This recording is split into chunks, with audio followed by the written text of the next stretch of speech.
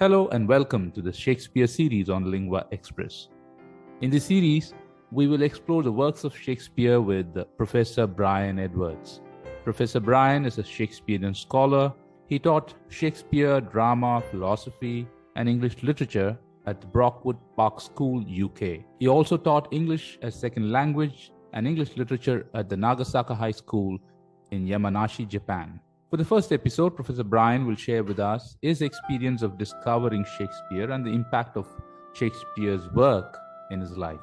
This hour-long episode is packed with insights and information that can help one appreciate Shakespeare's work and the power that language is.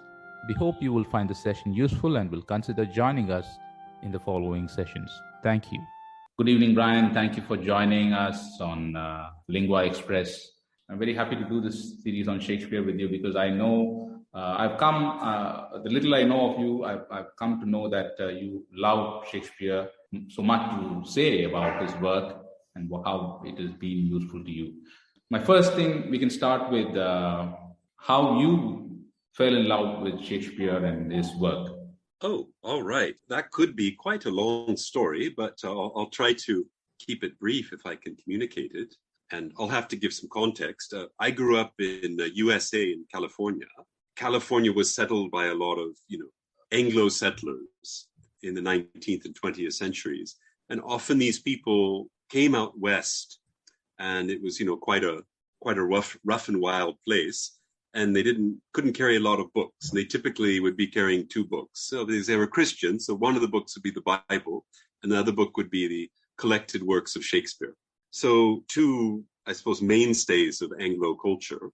So what that meant is then the California that I grew up in the 60s and 70s and 80s, there was a lot of Shakespeare around. And in fact, you ran into it in school in different places. But what there were these like festivals, quite interesting places in Oregon, in California, and Washington, where you would have Shakespeare festivals. And I didn't really know much about Shakespeare. And I think I was about 10 years old, and I was traveling with my parents and we stopped in a place in Oregon called Ashland. And they had an Ashland Shakespeare Festival going on. They said, it's famous for that. Let's go see a play. And they were so, Brian, this might be really boring to you. You're only 10 years old, and this is old English, they told me. But at least, try not to make a lot of noise. Just sit there and try to understand what you can. And I said, okay, I'll try anything. And it was a play, a Roman Shakespeare play called Coriolanus, one of Shakespeare's late plays. And I believed Coriolanus was played by William Shatner, if you've ever heard of him. He was a Canadian actor who was the captain in Star Trek, a very popular sci-fi show. And his background was also in stage, and he liked Shakespeare quite a lot. So apparently after Star Trek lost its fame, he was sometimes doing Shakespearean roles. So I'd seen him on TV, and I said, oh, that could be interesting.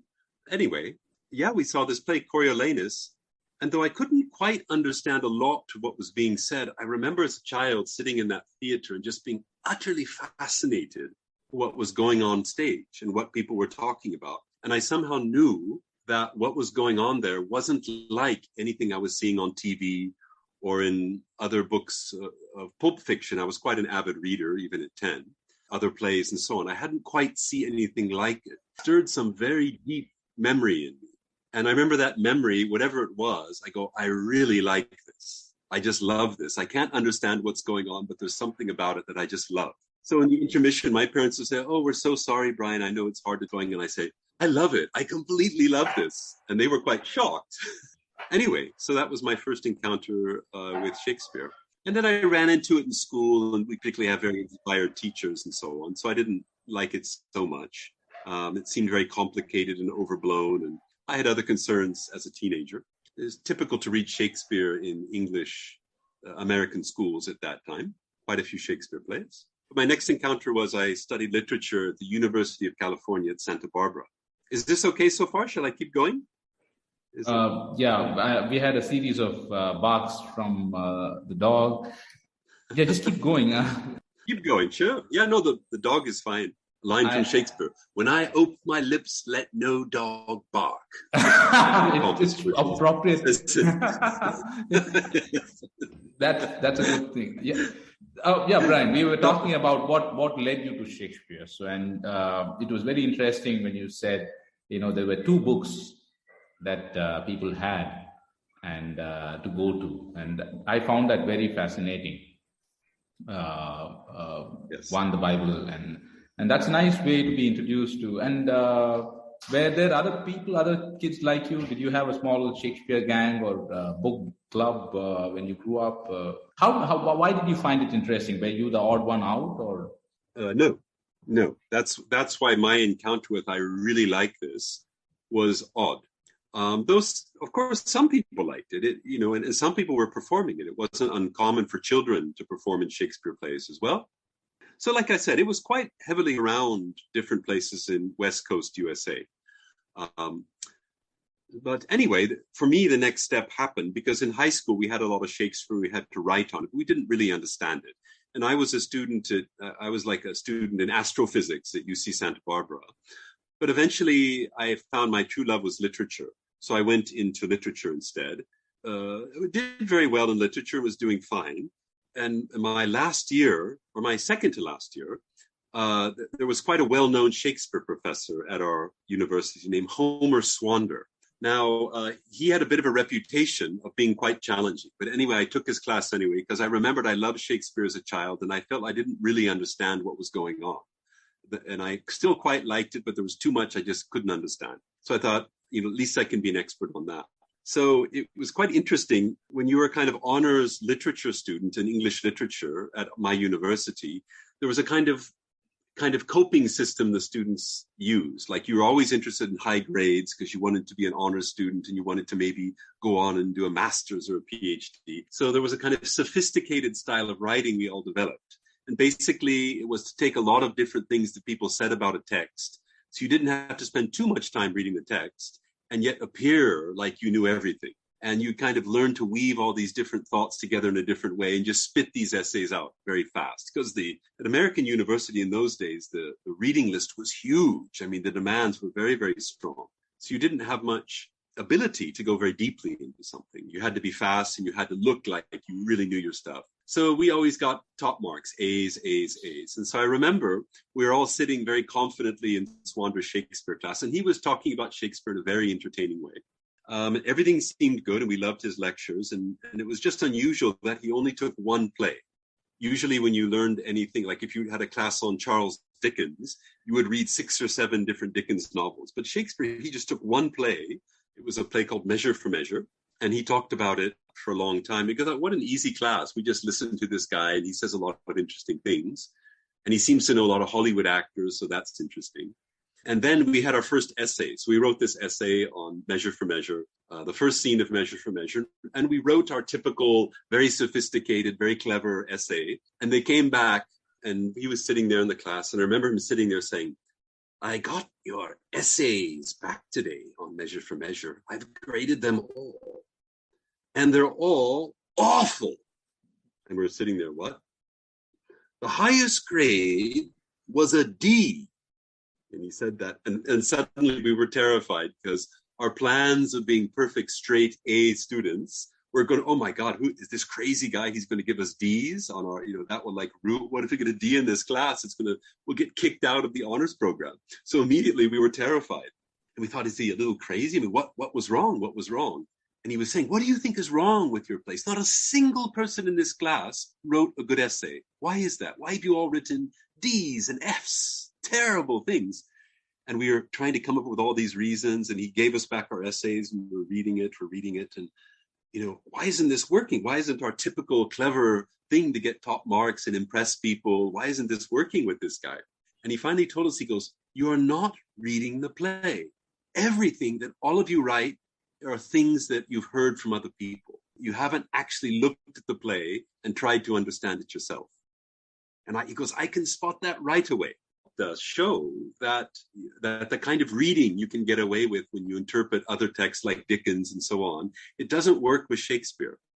That Shakespeare, you have to go very slowly at first and make sure you really understand something, and then some very original response comes. So he taught us that. He taught us how to read Shakespeare very closely. And of course, the best way was by performing it. And he would always say, these are not texts, they're scripts. These are scripts for plays. So he turned us all into Shakespeare performers. And he headed this organization called Actor, which would bring these kind of Shakespearean actors from Britain, because Britain, of course, has a long, illustrious tradition of Shakespeare performance. And he would bring them to America and make them perform the plays in front of university students. So the university students wouldn't treat them as kind of objective text to be analyzed, but they would have to live the plays by performing them on stage. And the actors, he said, could teach this much better than literature professors, and so on and so forth. And he would lure these actors over because he had all these contacts in Hollywood. And then, like, if they came over and did this program and for very little money, traveled all over the United States teaching Shakespeare in very small groups, 5 actors would perform an entire Shakespeare play. You know, a Shakespeare play will have 20 or 30 parts, and 5 people would perform all those parts. They would perform multiple parts. And they were brilliant. I mean, these actors were wonderfully talented. And then many of them he gave parts in Hollywood because he was able to say, oh, I've got this great Shakespeare act. You need a Shakespeare-style actor in one of your films. And he would get them parts. And a lot of the actors became quite famous. One of them is Patrick Stewart. I don't know if you've heard of him. He again, with Star Trek, he got famous for playing Captain Picard in Star Trek. But other ones like Kenneth Branagh and quite a lot of Emma Thompson, who was Kenneth Branagh's wife at the time. So many of these English actors who were very poor, they were in England doing Shakespeare, but as a dramatic actor in England, it's a very spiritual path, but you're very, very poor. They got lured into Hollywood where they could suddenly make big money and have mansions in Beverly Hills and become world famous and so on. And that had both its ups and its downs if you ever, go hear Patrick Stewart. The work, sorry to interrupt you. I was just thinking the other day, sure, I was listening to Johnny Depp talking about Marlon Brando wanted to play Hamlet. I realized that actors take it very seriously. A role is like setting up a canvas and start painting. You have to prepare for it. And it's also interesting to see Shakespeare's work like musical notes. Like it just, on its own, it's half. Like then the actors come on stage and bring it alive, like an orchestration. It's interesting to see that. Like, very, very good metaphor. Yes, it is like that. You almost, when you're performing Shakespeare, you're like a classical musician. Yeah. Now maybe as like a casual guitarist, you can go into a bar and strum some songs and so on. But as a classical musician with no amplification, you need tremendous skill. You really have to give it your all. And to perform Shakespeare's like that, you can't get away with any kind of lazy acting. So these Hollywood people all looked up to Shakespeare as some kind of great thing. They can sense there's like great intellect there, but maybe they're not quite up with it. So they look up to these British Shakespeare actors. And the British Shakespeare actors, who are all dirt poor, they look up to the Hollywood actors because they get all this fame and money and fortune and everything else. So Swander was very clever. He used that interchange to kind of feed for the Royal Shakespeare Company to feed Hollywood, and for Hollywood to feed the Royal Shakespeare Company. And in the progress, he felt that teaching Shakespeare to this way would bring it alive and just remove it from as a kind of objective study, like a scientific objective study of a Shakespearean text.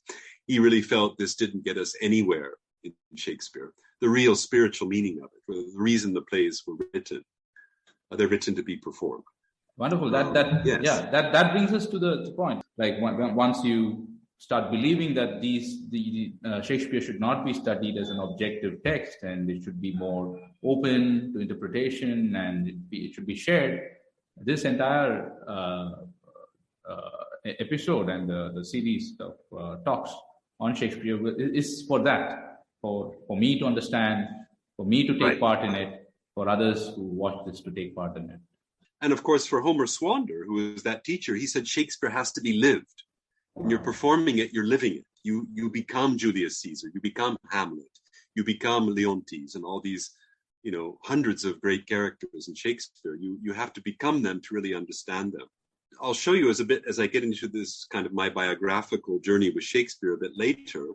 I found this to be absolutely true, because when I started directing Shakespeare, I found that even children or people who didn't have English as a first language when they somehow had faith and they attempted and gave it their all to perform, magic would happen. And you had people who didn't even speak English or feel they know English that well, somehow doing these remarkable performances of Shakespeare characters. So there is a kind of magic in Shakespeare that comes to life when you perform it. And I think to this day, I think Homer Swander was correct. And not that the kind of scholarly world of Shakespeare and its various attempts to kind of look at Shakespeare in all these different ways, that can be helpful and enlightening. But that's a secondary concern. The primary concern is to live Shakespeare, and to live drama. That really brings it to life. And then all its gifts, all its dramatic and linguistic gifts can fully flower. This is definitely, and this was Swander's basic idea. And I think he was correct, absolutely. And so, yes, so we talk about Shakespeare life and keep that together. So starting with my life and Shakespeare, my life and the plays of someone who lived 400 years before me, and why it's still so powerful 400 years later. That itself, there's a lot of ramifications to that, and why it's still very important right now, with English as the global technological language, for better or for worse. Shall I carry on a little bit more then about this is the encounter with Homer Swander with Shakespeare. Please, we performed several Shakespeare plays. He directed them. And then he sent us to England, where we would intern with the Royal Shakespeare Company. We were young college students. From then, I started living in England, which was the home of Shakespeare. And the Royal Shakespeare, one of its main theaters, Royal Shakespeare Company, one of its main theaters is in Stratford-upon-Avon, where the biographical Shakespeare was born. And when you get to know these actors, and many who became famous later in films, some of the names you might remember. I remember as a young man, Ralph Fiennes. He's quite a well-known actor later in cinema and so on. Simon Russell Beale. Who else is there? Of course, Emma Thompson. She became popular in cinema later. Brian Cox. Of course, Ian McKellen. He's well-known from Gandalf. Yes. He was around. And there was an entire very British scene where these actors would perform these plays in the Royal Shakespeare Company. And then after the play, they would come to the pub. And we would sit in the pub with them and talk about the play and talk about the audience and talk about the performance. And some of them were older and quite liked having these young, eager college students around. I'm sure that there was a bit of ogling going on as well. But we really got into the fabric of this whole Shakespearean world. And really for these people, performing and studying and living the Shakespearean life was a spiritual path for them. It very much was like an ashram, you could say. And it was a highly intellectual path and demanding in its own peculiar way. And you had to give up everything for it, because if you really just performed Shakespeare seriously, you never were going to have a lot of money. There was a little bit of fame and things like that in it, but basically you were dedicating yourself to a craft and the wisdom that's in those plays and the many other plays they would perform as well. It's not like they only performed Shakespeare, but Shakespeare was the central tree of which all the other branches of English literature and plays grew out of. And they would always come back to this corpus of Shakespearean plays as the centerpiece. In fact, one of the people that this typifies the most, a great figure who just died recently, last month, I think, was a man named Peter Brook. And Peter Brook, I think, directed his first Shakespeare play at 17 years old in the Royal Shakespeare Company at the beginning of World War II. He continued his entire life, and he just died at 97. And he was directing plays right up to his death. So 80 years of directing all kinds of plays, and opera as well, but with Shakespeare as the core, which he visited and revisited and revisited. Very interesting theater as a spiritual path director, Peter Brook. We can talk a bit about him later and the big influence he had. So there were many characters like this in the Royal Shakespeare Company. And I was lucky enough through Homer Swander to get right into the depth of that scene in Britain in 1990 when I was with the Royal Shakespeare Company. But after that, I went back to university to do a master's degree in religious studies. And that's really the next part of the story, because I felt that even though I was with all these actors and I was doing all this Shakespeare and studying it, there was a whole side of it I still could not understand. I could perform it, but what I found with most of these Shakespeare actors, they would perform sometimes a Shakespearean soliloquy or a speech very beautifully so that it would totally move me as an audience member, as a listener. Like, suddenly, if music be the food of love, play on. something, just one line like that would grip me. And after, I would go ask the actor, that line, I just can't get it out of my head. If music be the food of love, play on. What does that mean? And they would say like, I don't know. I say it. And when I say it, I feel like I know what it means and I act it, but I couldn't tell you what it means. I have no idea. And they wouldn't always say that, but very often it was like that these people who live theater and Shakespeare as a spiritual path, even they couldn't really explain. It is like asking what is the meaning of C sharp major. It's very interesting because you are talking about the spiritual aspect of Shakespeare. And it's very interesting to see that side. And it's very interesting to know that people dedicated their life to live in a certain way, to live Shakespeare. It's a new concept to me. Is this tradition still alive, Brian? Are people still living like that? Is there a community of... Oh, absolutely. I mean, even back in 1990, they were always complaining about funding cuts and will the RSC finish? But I think the Royal Shakespeare Company is still running strong. With actors struggling actors, or how is it? Is it better, the condition I of think actors? it probably has the same character. I don't know if it's probably very similar. I think that's just what it's like to dedicate your life to performing Shakespeare. And it's not just the large companies like the Royal Shakespeare Company. There's many, I mean, some of the best Shakespeare I ever saw was in Cornwall. It was just in a park, and an old VW camper pulled up, and like a bunch of very curious characters rolled out of this van, and they went on to perform a performance of Macbeth, which absolutely entranced everyone there, including little children, old people who might not even like each other outside of that. And they just put on an absolutely magical show. And you can find this still, I think, all across Britain and maybe other countries as well, where Shakespeare and theater works best outside of all the glitz and the glamour of the cinema and the movies and the movie stars and all these things. You really get down to the core of what theater is in these very small things. And I was mentioning Peter Brook before, and that's what he did. He lived a lot of his life traveling around Europe and France, doing these kind of village theater elements and performing a lot of Shakespeare and other things as well, making up dramas as well. Yes, the Royal Shakespeare Company, of course, has bigger funding and bigger stages and modern props and so on and so forth. And then, of course, other things got added to it, like the reconstruction of the Globe Theatre on the Thames. They have a very popular Shakespeare world as well. That recreated one of the main theatres that a lot of Shakespeare's plays were performed and at the Globe Theatre on the Bank. And as far as I know, it's still going very strong. I mean, I think they're always having to beg for money to keep going. Yeah, Shakespeare in particularly, he's an English cultural treasure. So there's not, it stays alive, thankfully. But if I can get back to that point, that the actors, you made the comment that it was a bit like, after a concert going up to a musician, having him, explain the movement from C sharp major to D minor and that part of the thing. What did it mean emotionally? And they may have performed it perfectly, but they don't know how to talk about what it meant. And yes, most actors, I would say, not all, but most, are something like this. They're actually meant to transmit something, but they don't really reflect upon its meaning. And in my case, I wanted to be able to reflect upon it. So that's why I went back to university. And though I was looking into Shakespeare, I really felt the problem, it was the religious and philosophical ground of the Renaissance of that time that I didn't understand. So I needed to understand that. And that was my next step, really, in understanding Shakespeare.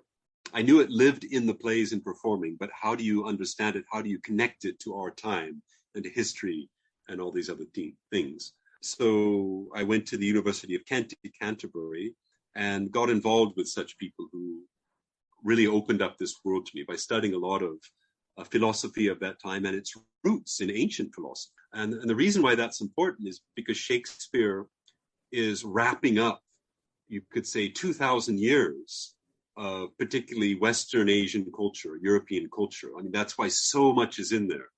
I mean, there's just, you can find almost anything in Shakespeare. It's this extraordinary, lingual pouring out of 2,000 years of spiritual and philosophical history. And his plays often span these ages as well. Is it possible, do you think, when reading the text, and do you think one person could have done it? Is it possible humanly? Oh, I think so, yes, because it's basically, like with any great artist, there's a very distinctive voice. Like when you see a Van Gogh, it's only he could have painted that. And it's just like him. Or Mozart. Mozart just has a very unique quality that's just Mozart. And Shakespeare's another one like that. There's, when some things appear in a play that are often said to not be by Shakespeare, you can tell. It's just a different sort of voice. There's a total quality lacking that's there in the Shakespeare.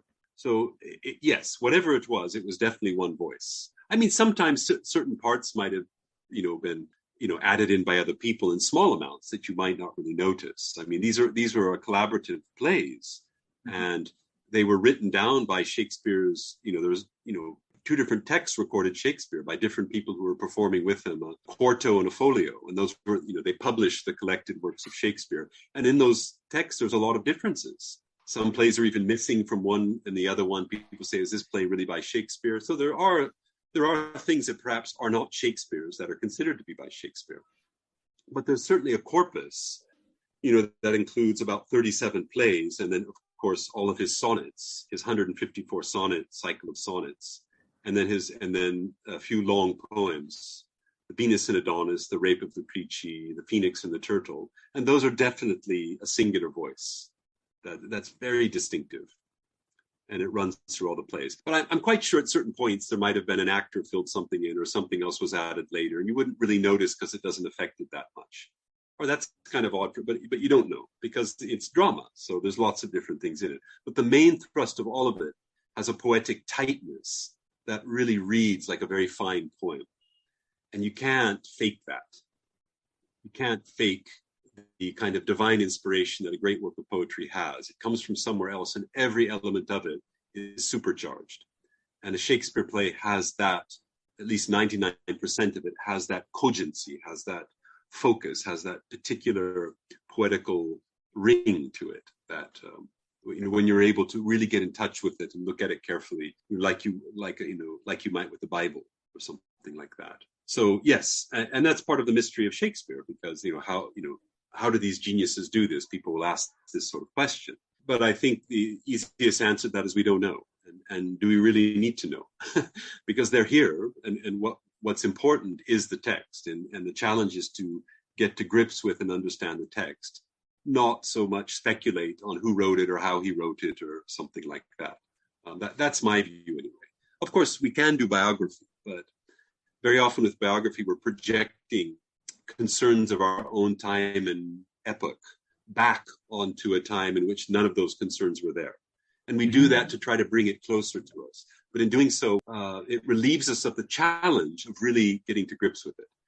So when I went to study the religious and philosophical background of Shakespeare, I wanted to get to grips with the parts of Shakespeare I couldn't understand. And that was challenging. I had to study and read a lot of text. I had to absorb the whole classical education that Shakespeare would have had, or people of 1600 Elizabethan England would have had. What was it? What was 16th century Elizabethan the society? What was it? Yes. Well, that's typically called the height of what's called the English Renaissance, right? So in the way that scholars have categorized the history of Europe, from around 1400 in Italy up till 1600 in England, maybe 1620, usually the death of Queen Elizabeth the First is said to be the end of the Renaissance. And Renaissance, of course, is a French word meaning rebirth.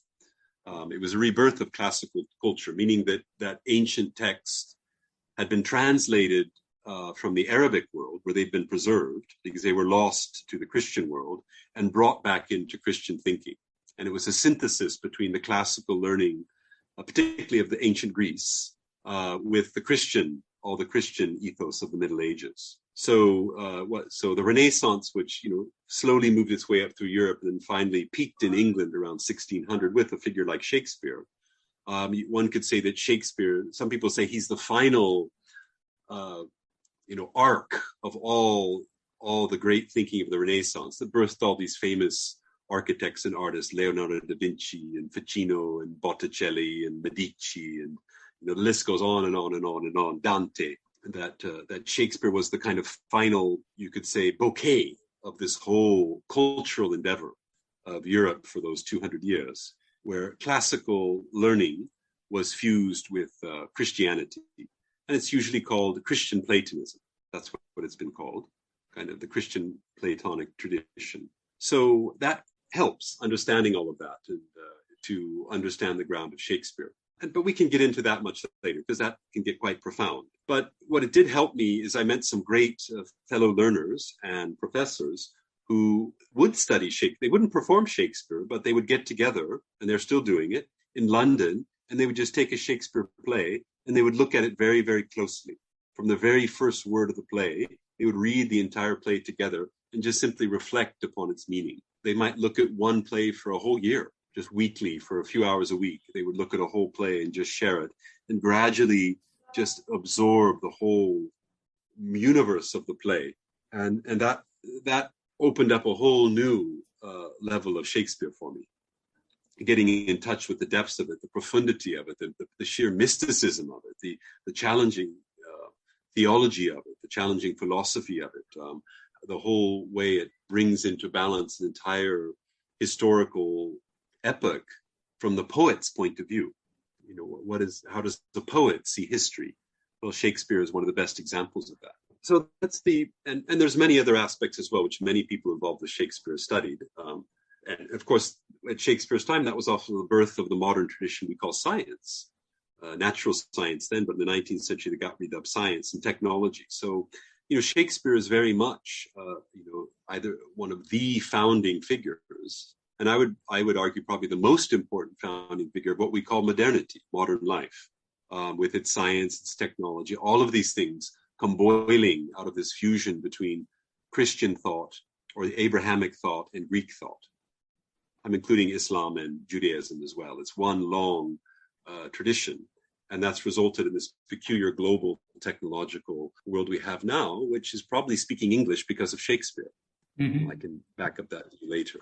So that's another reason why it's so important, I think, to look at Shakespeare. If you really want to be fully educated on the roots and the fruit and the flowers of the world that we live in, Shakespeare's a great figure to get it all wrapped up in one nice package, because little phrases he poetically seemed to just absorb like a sponge the whole world that had come before him and dramatized it.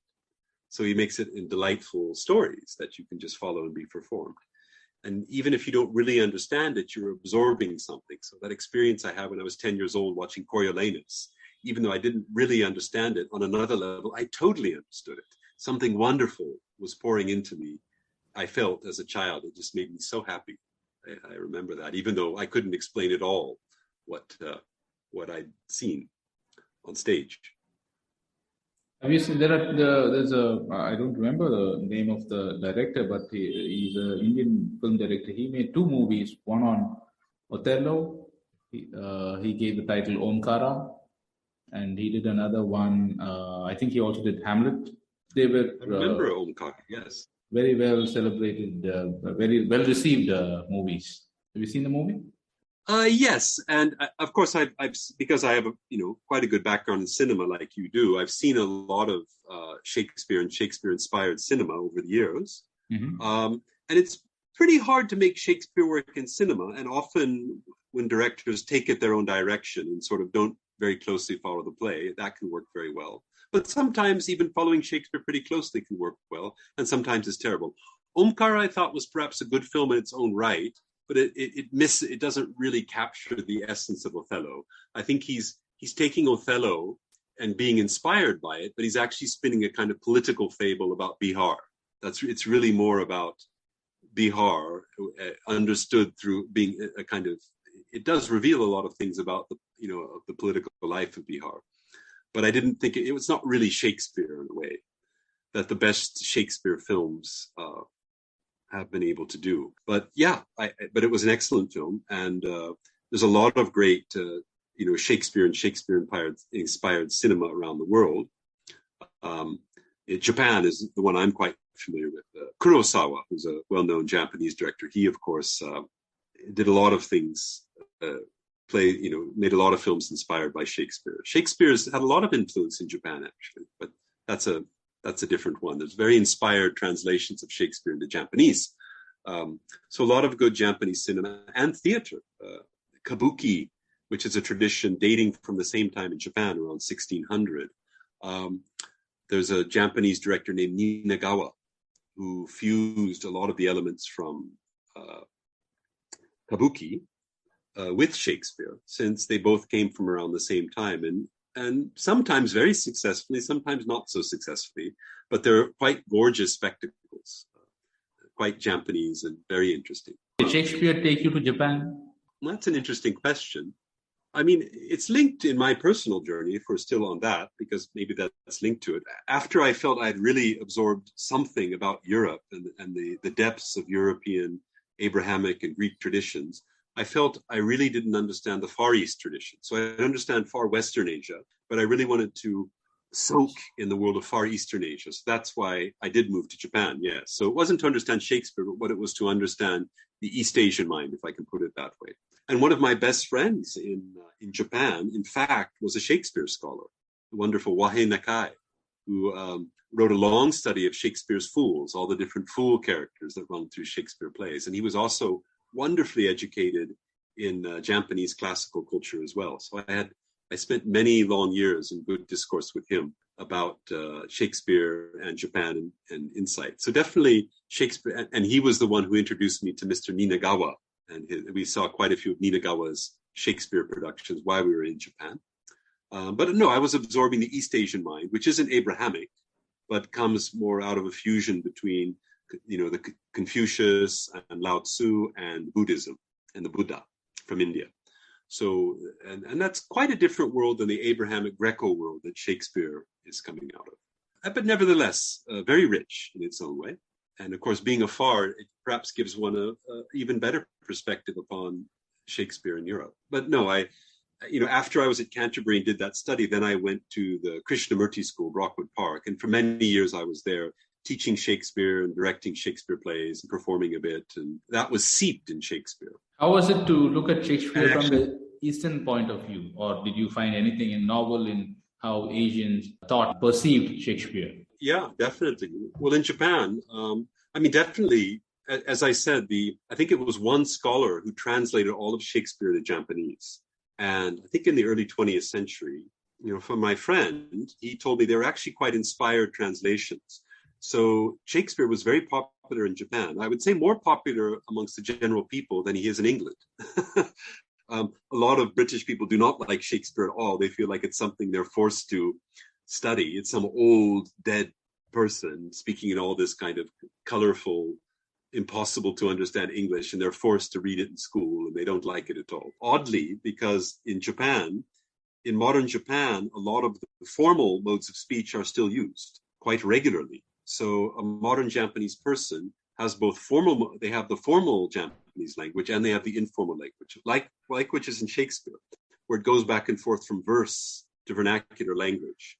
Now, all that's, since America, a lot of that's just been collapsed into one thing called the English language. But in Japan, because the high language, the noble language survives, and all Japanese people, most Japanese people speak it regularly, it's quite easy to translate a lot of Shakespeare into Japanese.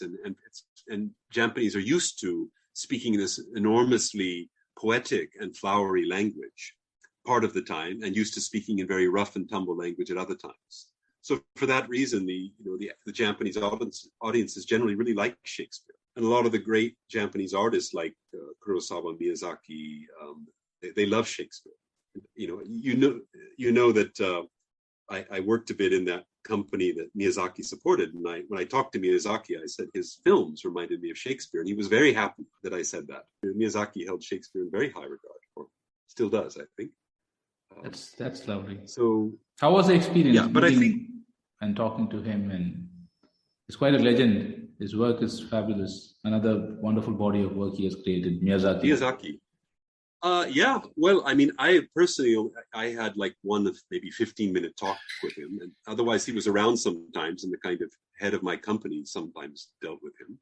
But he was totally into his art, and the few times I met him, he's very, very high energy, very funny person, very sparkling and almost acidic wit, just poking fun at people constantly. But no, great person. Very brief time I met him. It was a very, very nice encounter. I only just got that in that, and my Japanese wasn't great enough to really get into it too much with him, and he was with his family and so on. But I remember saying that, I think your art is really fantastic. It reminds me of Shakespeare. It's not like typical anime or manga. And I remember he really liked that comment. No, I have the highest regard for Miyazaki. I know from the various things he's done in Japan. We worked for a company that would kind of take these poor children who'd been raised in Tokyo in a completely plastic technological world and had never completely lost all their roots in the Japanese soil. We would take them out to the mountains for a week and camp them out in the forest with us and do all these sorts of activities that would get them in touch with nature. And they would change marvelously. Those camps were absolutely wonderful. And I really enjoyed that work. And he supported it a lot because I think he was finding that a lot of the younger crop of, animators, people who are hand drawing films, because they were no longer raised in nature, they actually didn't know how to look at anything. They were raised in a totally plastic world. So they only were watching other people's productions, and they'd never actually watched a bird. They'd never actually been stung by a bee. They'd never actually looked at water.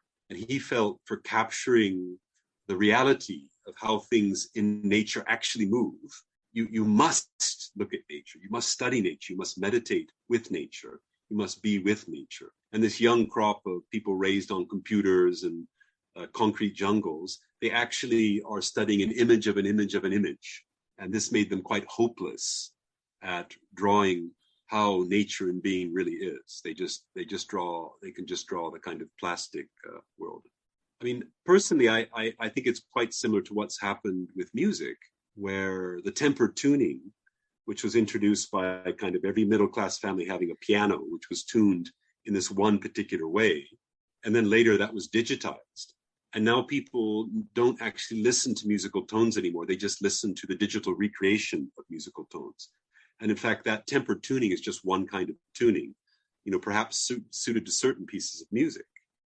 But it's definitely not suited to music at all times. So unfortunately, all our musical traditions are also alienated in this way because people are not hearing music as it arises in nature. They're hearing an image of an image of an image in terms of just digital tuning. How would you say is the condition of theater, and how is it now? I mean, you spoke about music, you spoke about art. People don't see things, so they cannot draw a tree or a river. An interesting question. I think yes, that's. I could go into that quite a lot. Peter Brook goes into that a lot. I think there's a bit of a resurgence now because theater is returning as a powerful art form amongst people who are close to nature. So, say if people, for whatever reason, want to go back to a life close to the earth, like Krishna McKenzie might say, they know where their food comes from, they grow it, they eat it, they celebrate with it. Theater becomes a very natural community activity. And this is great traditions of India are like this. And in fact, I had a good friend, Shanti Baby, and her father was a university professor in Kerala.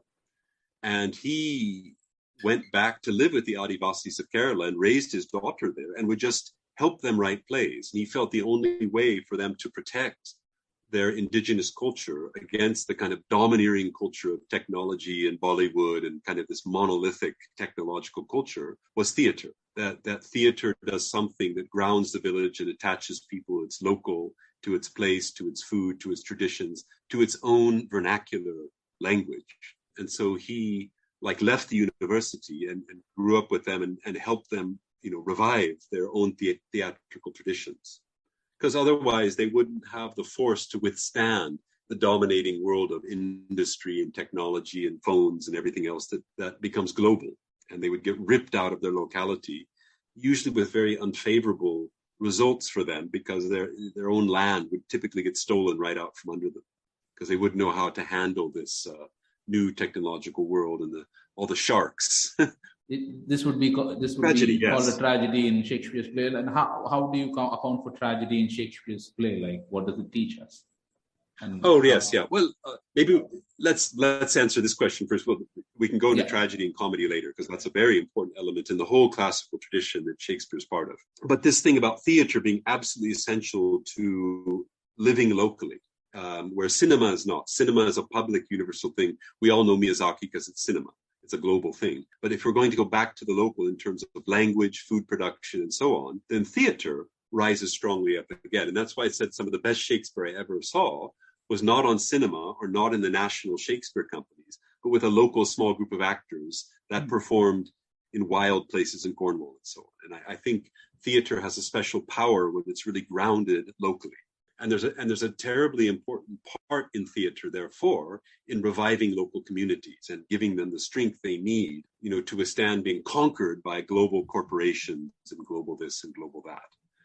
So I think theater has a terribly important part to play, and Shakespeare is absolutely well suited to this, actually. That's why, despite, as we started your question, all the Shakespeare that's in cinema and popular culture and so on and so forth, Omkara, ultimately, to really get into the meaning of Shakespeare, it is a local thing.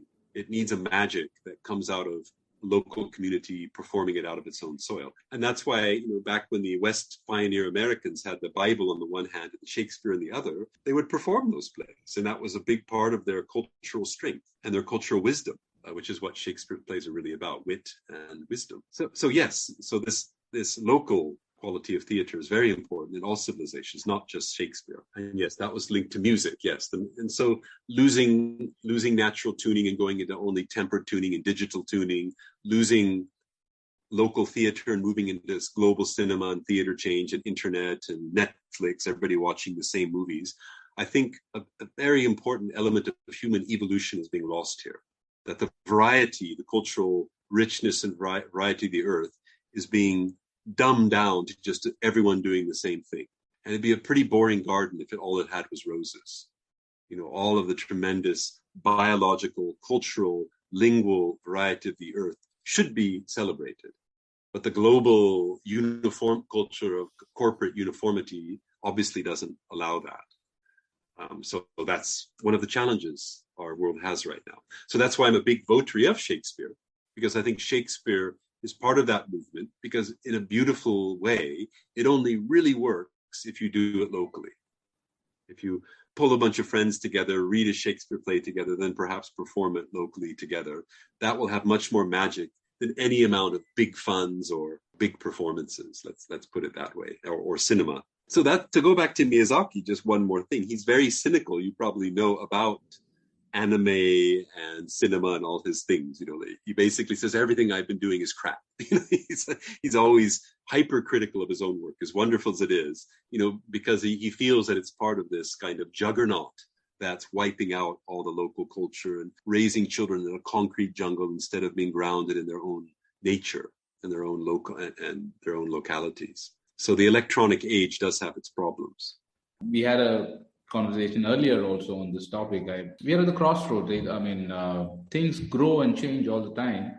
And even Old English, Shakespeare, when you started this session, when you started talking, you were talking about how your parents told you that this English that's the play is written in is not for you.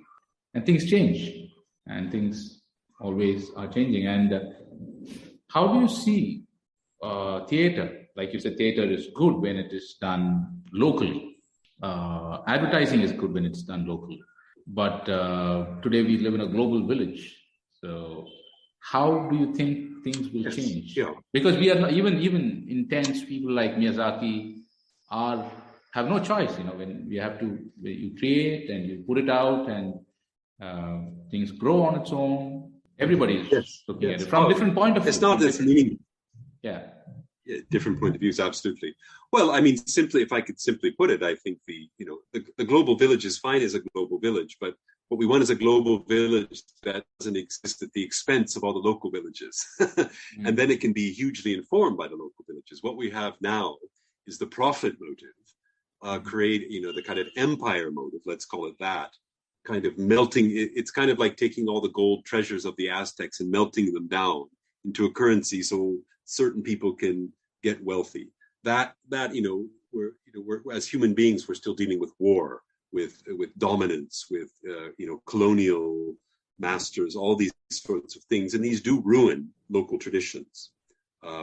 So all the great wealth of India, for example, not only, of course, wealth in terms of art and culture and everything else, but even in terms of philosophical traditions and theater and so on, a lot of that was lost because, for 200 years, it was being plundered by the British Empire. And yet people like Peter Brook, or on the other side, Rabindranath Tagore, were saying that even though it's an empire and colony relationship, what's most important is to take the cultural treasures and enrich your own culture back with it. So that's why these great artists like Tagore, like Miyazaki, like Kurosawa are so interested in people like Shakespeare, and they adore Shakespeare. And in the same way, people like Peter Brook adore Vyasa, and they adore the Mahabharata, and they adore all of the great theatrical traditions of India, which were very much, the Indian ashrams that were devoted to theater, with the Natya Shastra as their great guidebook, were very much like the Royal Shakespeare Company, and like their spiritual paths, where theater and performance leads to moksha. I mean, as you probably know, all the Indian traditions all lead to moksha, whether you're a farmer or a rubbish cleaner or a theater person or a raja or a philosopher or a fisherman. Everything ultimately has its divine element. So nothing is lost. And I think these kind of broad, rich traditions need to inform the global village. The problem right now with the global village is just obsessed with a very small frame of technology, and it's Googleizing the world. And that's quite sad, because, Google is a snapshot of California culture at a certain time, and kind of replacing all the rich cultures of the world and nature with that Googleized version, as exciting as it is a great loss of many things that later on you'll regret missing. So for those, that's another reason why I think we should learn to love things like Shakespeare, because these can help us restore the great locality to great art. And right now our global village is a bit superficial and thin, computer gaming or whatever it is. It's hard to find a lot of depth there, even though we can find a lot of brief excitement. As a Shakespeare teacher, do you interact with people of the kids of this generation, talk to them about Shakespeare and find what they like and how they would relate to it? What is your experience in this? How do you feel like? Yes. How do I feel? Yes. Well, as I said in my biography sketch I was telling you, and, I taught Shakespeare at Brockwood for 10 or 15 years and performed a lot of plays. But since then, I've actually been more in the kind of scholarly role, the world of not of theater, not of Shakespeare. Of course, some of my old students, one of them is a professor at Cambridge now, has written an absolutely wonderful book on Shakespeare, but they're very much in the kind of that world of people who've read all the Shakespeare plays and know it backwards and forwards, and the kind of Shakespeare experts, as it were. So I actually haven't performed Shakespeare with young people for this recent generation. So the last generation I knew, that I was really able to bring Shakespeare to, and they really loved it, was the ones who were young in the 1990s and the first decade of 2000. But from 2010 onward, I haven't interacted with young people, so I don't know how they would react to Shakespeare. But I do know, because I have no doubt Shakespeare is so powerful. If you teach it in the right way, it'll convert almost everybody. I watched it time and time again at Brockwood Park School, how powerful Shakespeare was. And a lot of these students who were learning and performing it were not native English speakers. English is a second language, and Shakespeare would just take them over. And while they were performing Shakespeare, all their so-called psychological problems and ADHD and all these things, which is completely solved. It solved all the problem.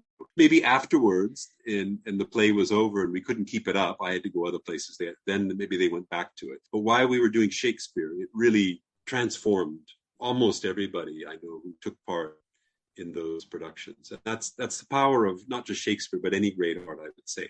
But you do need to know how to teach it to our time. Yes.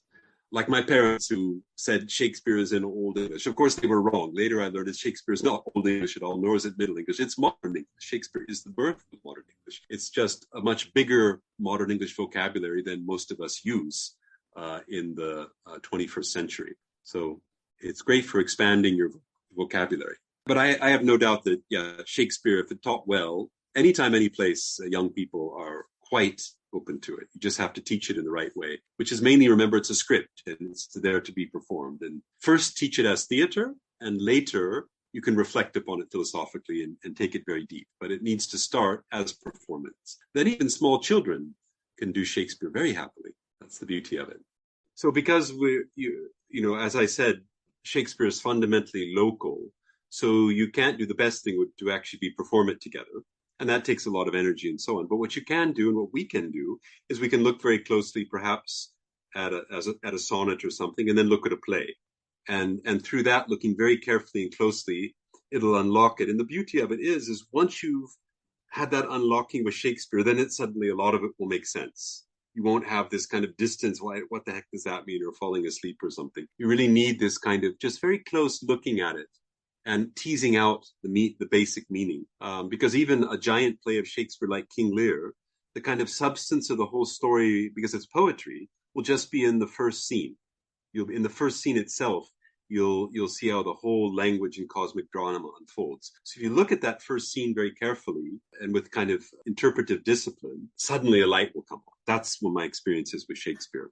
And even with young people, they can do this.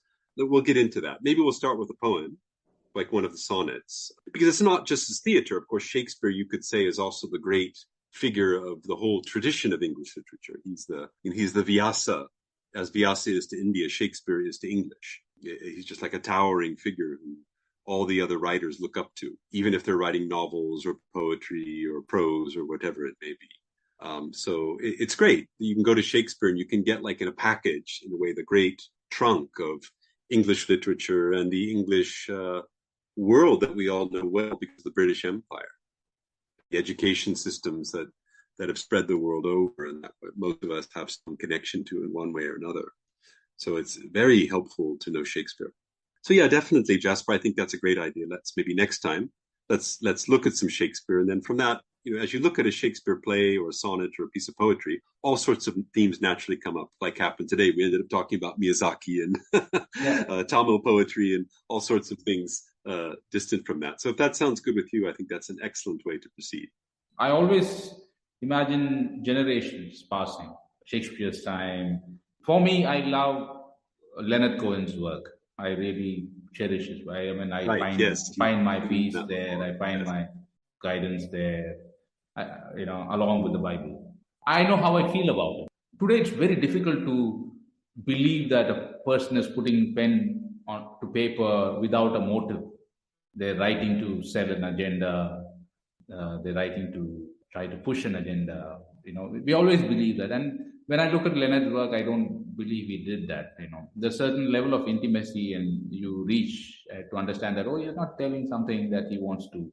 He's just talking about love and life and how painful it can be and how joyful and how beautiful it is. And like it says in one of the songs, Joan of Arc, the beautiful song, he says, we wanted to see this brightness, but we did not know that this brightness can burn things down. Towards the end, he talks about going down in flames, So you kind of feel that those things. And I understand when you talk about Shakespeare like that, when you say living Shakespeare. For example, what you just said from Leonard Cohen, the very last line of Shakespeare's sonnet, Sonnet 154, his last sonnet, has one line, which is, I think, similar to what Leonard Cohen's saying, or in that direction, which is, fire heats water, but water cools not the flames of love. And that's the dilemma that we're all in. It's an old myth of Cupid falls asleep in a pool and he drops his torch of love and it falls underwater, but the water doesn't put it out, which shows like a final simple symbolic image that the fire heats water, but water doesn't cool the fire. That ultimately the flame of love and the passions and the agony, everything it stirs up, is not something that we can put out. It's not something we can avoid. It assaults us, and this is a huge theme of the Elizabethan Renaissance. But Shakespeare, of course, puts it better than anybody. So a lot of that runs through all his plays. It's a fundamental theme. So a little bit, Joan of Arc, she didn't know that her flame would burn everything up. You see, so love is a dangerous, destructive thing, is it not? There's great pain and liberation both in that together.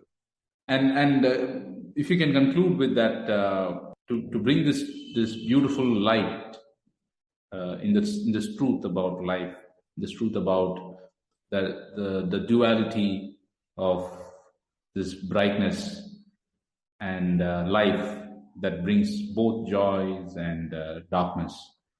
How did you understand this from Shakespeare's work? If you can talk about living Shakespeare to conclude this session. Well, that image, sonnet 154 of Shakespeare's marvelous 154 sonnets, I mean, that water is life. And yet there's this fire at the core of it that the water can't put out. So that fire calls us. And that fire is both liberating, ecstatic, blissful, and yet it also burns life as well. And that's a dilemma so life, one could say, fundamentally is that dilemma, that we can't put out this flame of love, and we wouldn't want to. But sometimes we want to, because the fire that burns and heats is too hot. One could say that pithy little image, that's the whole meaning of the whole human story. It is all the tragedies and comedies and everything that Shakespeare is displaying is in that tiny little image, that the fire of love and passion and madness and all the things that come out of it is unleashed upon the world, and we have to live with it somehow. We have to live with that fire heating water. Yeah. Have you taken the fire? Have you taken it? Have you seen it while working on Shakespeare's work, like acting in a play, directing it? Oh, yes, absolutely. Well, I mean, I would say Shakespeare's plays are like, they're almost rites. So my point is, you expect the whole thing to be a disaster, always. How can this, 1 hour performance, your main actor saying like, and then I shall, what was that other line? Oh my God, this is going to be a total disaster, like that. And you're having a meltdown yourself.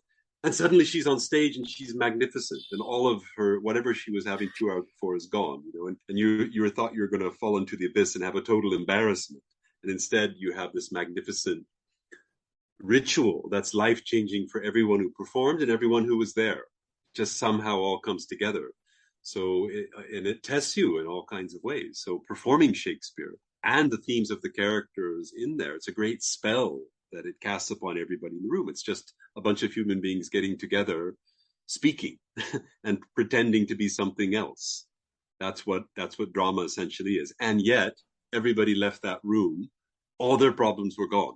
We were living on another plane as a community, with a kind of unshakable bond and love and wit and insight. All the problems, all the medical problems, all the intractable people being in fights, it's all just gone. It was all wiped out. So healing, one could think of doing Shakespeare as kind of a healing rite for a community. Yeah, as a community, we had a brief glimpse of moksha, or we had a brief glimpse of the Christ. Christ was there with us all. Do you intend to start a community like that here, wherever you live, or online?